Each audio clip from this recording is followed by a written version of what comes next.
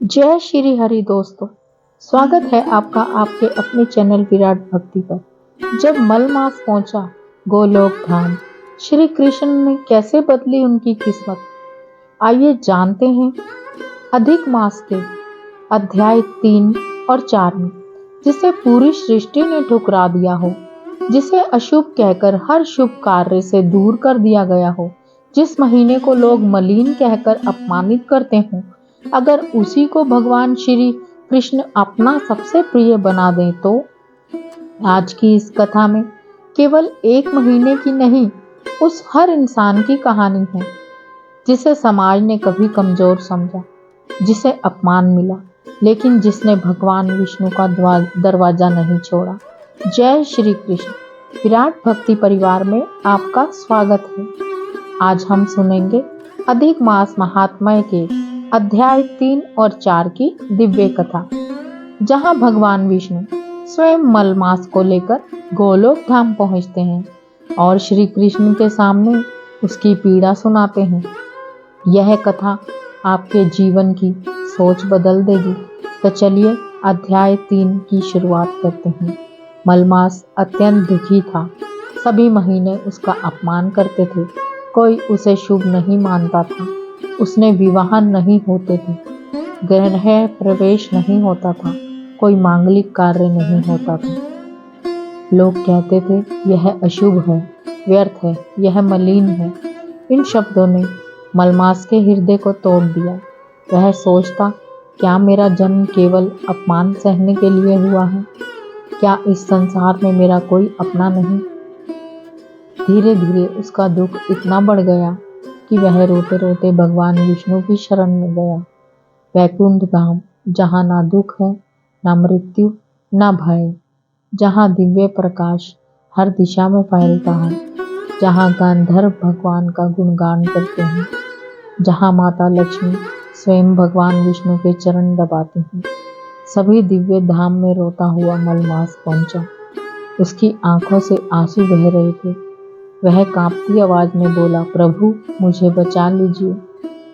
मलमास, हे नारायण, मैं सबसे तिरस्कृत हूँ।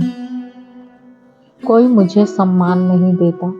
हर महीने का कोई स्वामी है, लेकिन मेरा कोई नहीं। सब मुझे अपवित्र कहते हैं। मुझे कोई शुभ कार्य नहीं करता। प्रभु, यदि मेरा जीवन व्यर्थ है तो मुझे समाप्त कर दीजिए। मलमास की बातें सुनकर पूरा वैकुंठ मौन हो गया। देवता भी भावुक हो उठे, क्योंकि पहली बार किसी ने अपना दुख भगवान के सामने इतनी सच्चाई से रखा था।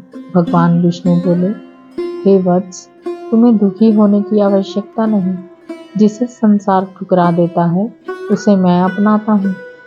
जो सबसे द्वारा अपमानित किया जाता है वह मेरे सबसे निकट होता है। भगवान विष्णु ने स्वयं मलमास को उठाया, उसके आंसू पोंछे और बोले, तुम अकेले नहीं हो। यह सुनकर मलमास फूट फूट कर रो पड़ा। तो मित्रों, यदि इस अध्याय की सबसे बड़ी सीख है, जब पूरी दुनिया आपका साथ छोड़ दे, तब भी भगवान आपका साथ कभी नहीं छोड़ते।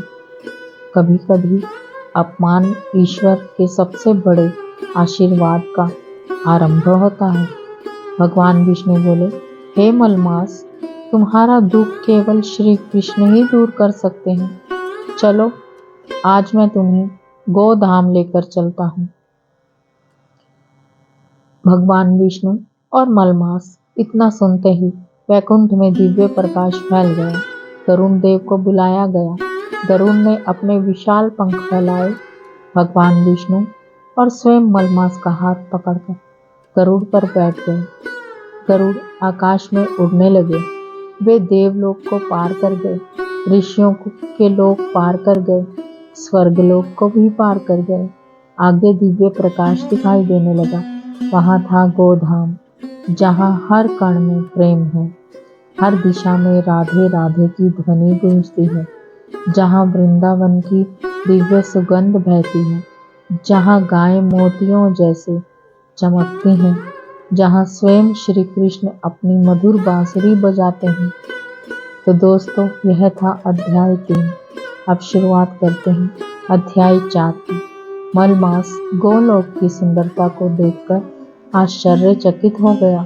उसका ऐसा आनंद पहले कभी अनुभव नहीं किया था। वहां ना अहंकार था, ना अपमान, केवल प्रेम ही प्रेम था।